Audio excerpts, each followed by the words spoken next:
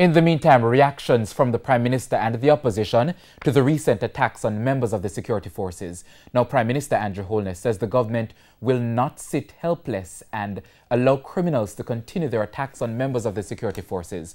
As for the opposition spokesman on national security, he's condemning the attacks. Anthony Lugg has that story.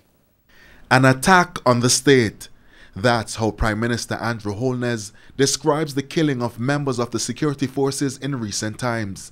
The latest victim, 27-year-old Constable Kemar Francis, attached to the St. Andrew South Police Division.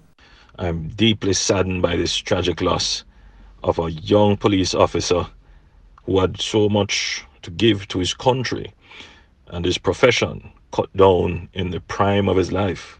The killing of the police constable comes less than 48 hours after Private Renil King was attacked during an operation in Milk River, Clarendon. Prime Minister Andrew Holness says the series of attacks cannot be treated as coincidental. Jamaican state must speak with one voice against this emerging trend where criminals are emboldened to attack our security forces. It is not merely a matter of condemning these killings.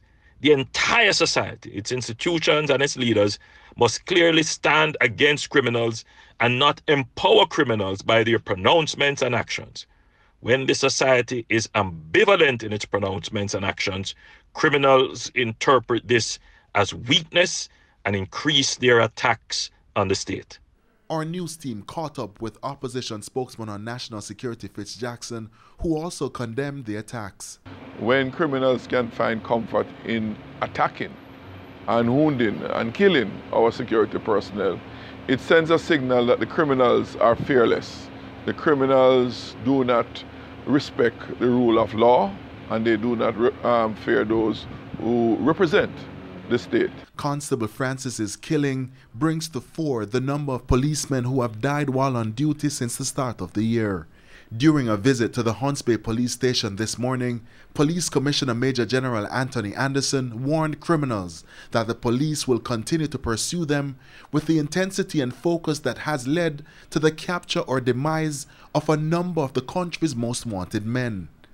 Meanwhile, Prime Minister Andrew Holness says the government will continue to provide the security forces with the necessary resources to bring criminals to justice. The government I lead will not sit by helplessly while criminals are emboldened to challenge the state and endanger the lives of law-abiding citizens. The government of Jamaica will continue to support the security forces with the resources they need to effectively degrade the criminal scourge. I am confident in the growing capacity and capabilities of our security forces. Anthony Lugg, TVJ News.